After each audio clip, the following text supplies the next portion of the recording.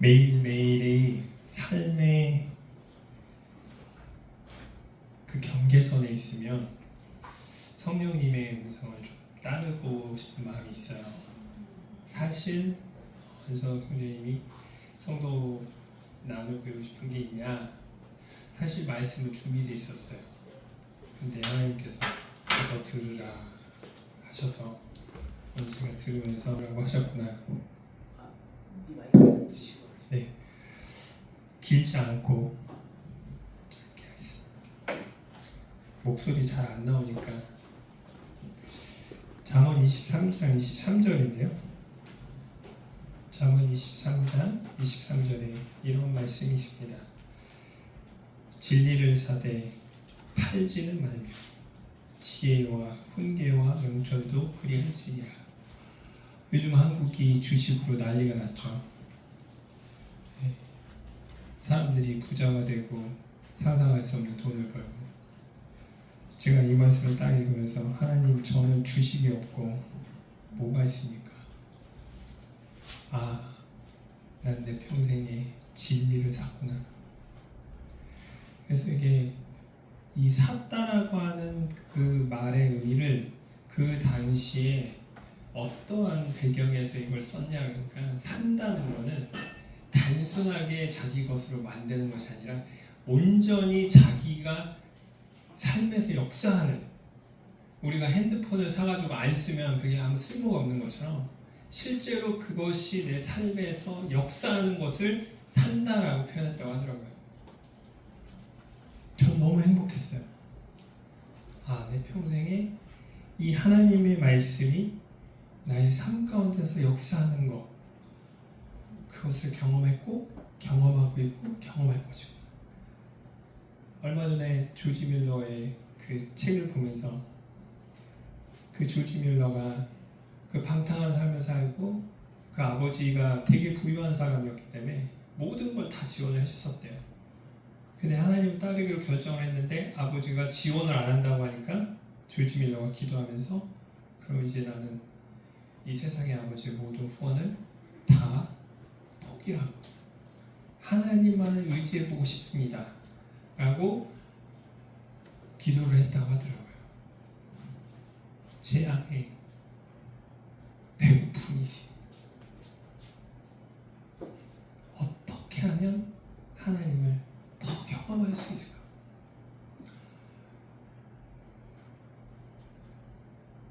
우리는 하나님의 나라를 대표하는 사람들. 세상이 우리를 보는 눈과 하나님이 우리를 보는 눈은 다르더라고요. 너무 멋져요. 다만 우리가 그걸 느끼지 못하고 보지 못하기 때문에 두렵고 우리 마음 가운데서 염려가 있고 다른 사람들이 보이는 거예요.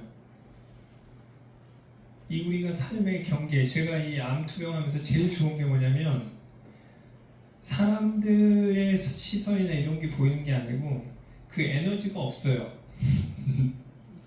하나님 바라보는 것만 딱 하니까 너무 좋더라고요. 오늘 제가 왜 이야기를 하느냐, 친혁 형제 얘기를 제가 들으면서 놀라운 걸 발견했어요. 하나님이 부르시는 곳에 하나님께서 그 꿈을 꾸게 해주세요. 선교는 저의 꿈입니다. 제가 로리콜 형제님이 선교사에 대한 정의를 정확하게 내려주셨었는데, 선교는 부르심을 받은 자들이에요. 저희가 다 부름을 받았고 하나님께서 사용하시는 그 뜻이 있어요. 제가 선교 되겠다고 손들고 나서 제가 선교지 1994년에 선교사 되겠다고 하고 선교지 간 게 2014년, 20년 걸렸어요. 교회 세워진 게 그 뒤로 6년 뒤. 제가 하나님 앞에서 이런 생각을 했습니다. 어느 회사가 한 명의 신입사원을 고용해서 26년이라는 시간을 계속해서 기다려주고 투자해줄까? 형제님과 그 가정에, 그 부르심에, 순종함에 정말 감사를 드립니다. 저는 오늘 여기 사실 오늘 몸이 너무 아파가지고 그냥 어지러지 해가지고 집에서 좀 쉬어야 되나 그런 생각인데 제 마음속에서 하나님께서 가서 보고 배우라. 네. 하나님을 알면 알수록 우리는 모든 것에서 배우게 되고 배우게 될 때 겸손하게 되고 내가 겸손해질 때 내가 내려놓을 때 하나님의 영광이 드러나는 것을 보게 됩니다. 우리가 성경에 달란트의 비유가 있잖아요. 1달란트, 5달란트, 10달란트. 저 선교사 부름받고 나가서 돈 하나도 없이 정말 죽을 고비들을 넘길 때 하나님께서 저에게 걱정하지 마 이렇게 얘기하신 게 아니었어요. 제 스스로 난 이제 죽겠구나. 그런데 앞으로도 뒤로도 못 가는 그 상황에서 하나님 앞에 딱 한마디 했습니다. 하나님 살려주세요.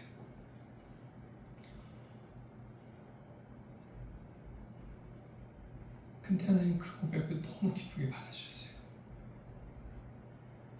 지금까지 형제님 간증하신 것처럼 저희들 절대 굽지 않게 내두세요. 그리고 하나님 절대 하나님을 의지하는 사람을 부끄럽게 하지 않으시더라고요. 우린 그런 하나님을 믿고 있습니다. 그리고 하나님께서 형제님 마음 가운데 이 필요를 보여주시고 이 길을 보여주셨다는 건 정말 엄청난 일이에요. 제가 이렇게 비행기 타고 왔다 갔다 하면서 오늘 안수홍 형제님이 그러시더라고요. 비행기 한 100번은 타봤겠어요. 한 번도 생각을 해본 적이 없는데 정말 많이 탔습니다. 근데 하나님이 제 마음속에 용찬아, 난 네가 캐나다에 있든 미국에 있든 인도네시아에 있든 한국에 있든 나한테는 어차피 하나의 점도 안 되는 그 거리야. 네가 어디에 있든지 그곳에서 네가 나의 이 진리, 이 하나님의 말씀이 영광이잖아요. 그게 빛나는 것, 그 자리에 있다는 것이 바로 선교사의 삶인 것 같습니다. 저는 여기 이렇게 오늘 와서 보면서 감동이 됐어요. 그리고 이 교회를 이렇게 보면서 많이 외롭겠구나. 많이 외롭겠구나. 왜 그런지 아세요? 지나가는 사람들이잖아요. 그쵸? 우리는 지나가는 사람들은 놓치고 우리하고 함께 있는 사람들을 즐깁니다. 하나님은 그렇지 않으세요.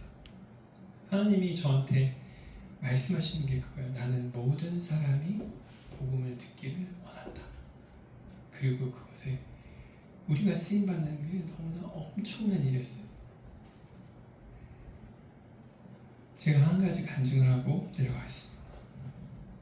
작년에 싱가포르에서 선교팀이 의료팀이 저희가 있는 인도네시아에 온다는 거예요. 제가 옛날 모습 같으면 제 몸도 힘들고 대규모로 이슬람 국가에 와가지고 그런 행사를 한다는 게 전 너무 감당이 안 돼서 옛날에 저 성향 같았으면 하나님 아니에요 그랬는데 하나님을 배우면서 뭔가 계획이 있으시겠죠. 내어드리는 거예요. 하나님이 행하고자 하시면 행하십시오. 보통은요 선교지 방문하신다는 분들이 이 비행기 표하고 이런 거 알아보시면 나중에 연락이 없으세요. 근데 온다는 거예요. 답사를. 그래서 답사를 오셨어요. 2020년 3월에 답사를 왔는데 그 왔을 때 저희 동네에 홍수가 나가지고요 답사라는 걸 못했어요. 그냥 호텔에 있다가 근처에 있다가 마지막 날 이제 그 답사 오신 싱가포르인 형제님 자매님 세 분이서 오겠다는 거예요. 그래서 저희 교회 성도가 20명 남짓입니다. 저도 아무리 생각을 해봐도 계산이 안 되는 거예요. 뭘 하자는 거지 지금. 근데 저희 교회 성도들이요 구원받은 지 얼마 안 되는데 하나님의 복음을 전하는 것에 우리가 무엇을 두려워하겠습니까? 제가 깜짝 놀랐어요. 못한다고 그러지 않거든요. 그러면서 이제 저를 쳐다보는 거예요. 싱가포르 팀, 우리 교회 성도들. 제가 몸이 아프고 힘들다? 한마디 하면 다들 이해할 수 있는 분들이에요. 제가 뭐라고 얘기하겠습니까? 주님의 뜻대로 되기를 원합니다. 정말 엄청난 일들이 많았어요. 같이 섬기던 4가정밖에 안 되는 저희 교회 중에서 한 가정이 마음에 안 든다고 나가버리고, 공항에서 들어오는데 물건 다 뺏겨가지고 그 공항 프런트 그 세관 앞에서 사람들이 못 나가고 다시 다 잡혀 들어가가지고, 그런 과정들을 보면서 제가 하나님 앞에서 과연 무엇을 하실까? 저희 교회 성도들이 복음 집회 참석하고 막 사람들 초대하면 많이 와봐야 10명, 10명도 안 되죠. 요즘에 저희 교회 한 자매는 계속 전화해가지고 복음 집회 오면 말씀드리라고 그러니까 친구가 진짜 많았어요. 근데 친구들이 전화를 안 받는데요. 하도 복음 전한다고.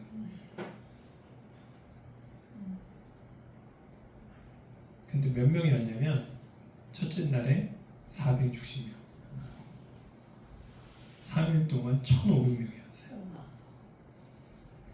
그 놀라운 역사 현장에서 제가 하나님 앞에서 회개했습니다. 죄송합니다. 하나님이 저한테 그러시더라고요.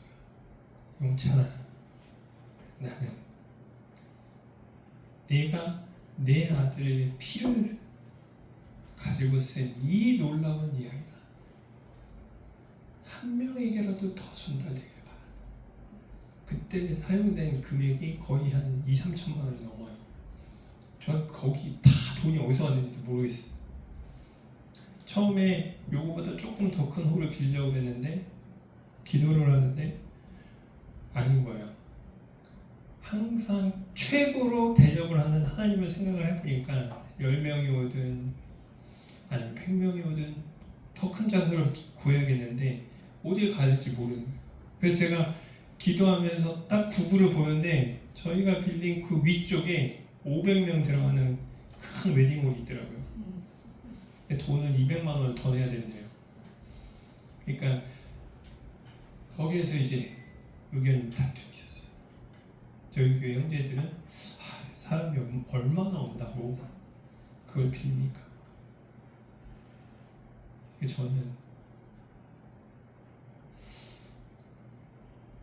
저도 불확실하죠.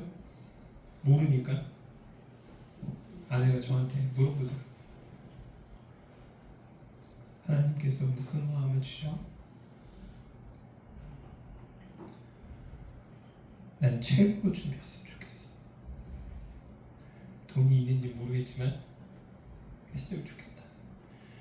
그래가지고 큰 걸 빌렸는데 그 1,500명이 왔잖아요. 저희 교회 성도들이요, 뭐라고 얘기하냐면 하나님은 살아계십니다. 그리고 믿는 자에게 역사하는 것을 저희가 보았습니다. 이제 하나님을 위해 저의 삶을 드리겠습니다. 정말 그렇게 살고 있어요. 이 동탄교회에 있는 그리고 섬기신 모든 분들의 삶 가운데서도 이런 하나님이 동일하게 역사하시는 거예요. 형제님, 저는 너무 좋습니다. 선교라는 것은 바로 우리가 있는 이 자리에서 하는 것이고, 제가 이 자리에 선 것은 형제님께서 그 흘러가는 수많은 길들 그걸 잡으신 거예요. 제가 처음에 선교에 대해서 생각을 하고 결혼하고 직장 정말 잘 되고, 제가 청년 때 하나님 언제 저 부르세요? 안 부르시고 결혼하고 회사가 잘 되니까 너무 좋더라고요. 제 커리어의 최고의 정점에 이르렀을 때 하나님께서 저에게 연대기 성경 공부를 다시 보여주셨어요. 그때 제 마음속에서 이 놀라운 소식은 전달돼야 된다. 내가 이 소식을 갖고 전하지 않으면 내 손에서 이게 멈춰지는 건 너무 두려운 거예요. 그때 제 심장이 엄청나게 뛰었습니다. 하나님이 저한테 다 내려놓으라는 거예요. 그때 제가요 직장에서 진짜 복을 받아가지고 영업사원으로 휴가 갔다가 승진하고 다 계획돼 있었어요. 제가 하나님한테 뭐라고 했는지 아십니까? 왜 지금 불러요? 왜? 내가 다 이제 좀 살만한데. 그때 제가 하나님 앞에서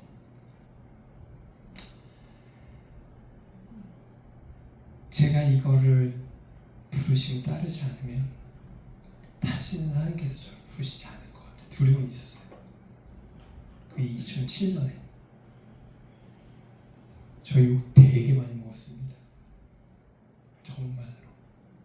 왜냐면 유별나다고 뭘 한다고 그렇게 잘 다니는 직장 그만두고 그렇게 하냐고.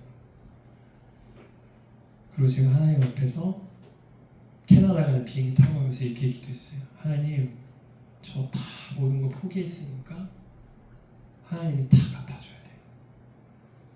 저 다 내려놨어요. 그리고 갔다가 선교훈련 마치고 선교지 가는 비행기에서 하나님 앞에 이렇게 기도했습니다. 하나님, 제가 선교훈련 받으러 갈 때 기도했던 거 취소할게요.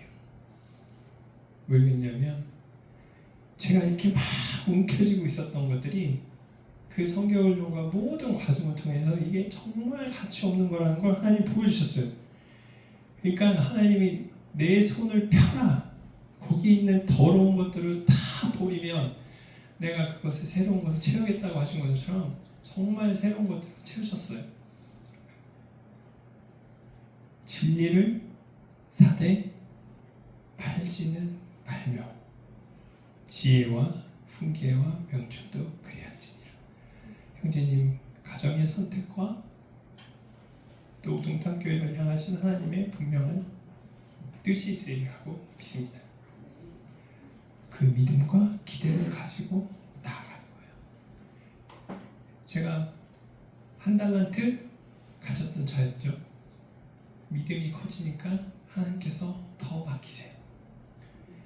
또 제가 하나님을 더 많이 의지할 수 있고 하나님의 말씀이 역사를 하면서 하나님이 더 많이 맡기세요. 근데 놀라운 게 뭔지 아십니까? 하나님의 사람은요 더 많이 가질수록 하나님 앞에서 더 두려워하게 돼요. 더 많은 재물이 들어올수록 더 두려운 거예요. 왜? 아까 형제님 얘기하신 거죠. 우리가 축복의 통로가 돼야 되는데 어느 순간 우리의 아주 작은 욕심이라도 생기면 이 파이프라인에서요 아주 작은 이물질이라도 생기면 거기에 이물질들이 쌓여서 거기에 냄새가 나게 되는 거예요. 이 모든 삶의 여정을 하나님께 맡기고 저는 오늘 한 번 왔지만 섬기시는 모든 분들의 그 순수한 마음에 너무 감사가 됩니다. 하나님은 결코 준비되지 않은 사람에게 잃어버린 양들을 보내지 않으세요. 우리 형제 자매님들의 마음이 받으실만 하기 때문에 하나님께서 이 수많은 분들을 보내주시는 것이라고 믿습니다. 너무 감사하고 함께 주님을 섬기는 가운데서 우리의 삶이 길지 않잖아요. 저는 40대 중반에 그걸 받고 내 인생의 이 하루하루가 짧구나라는 것에 대한 감사가 있어요. 형제님 가정의 귀한 선택에 진심으로 감사드립니다. 하나님께서 때가 되면 형제님께서 기도하시는 그곳에 분명히 하나님의 방법과 하나님의 시간에 따라서 사용하실 것이라고 믿습니다. 감사합니다.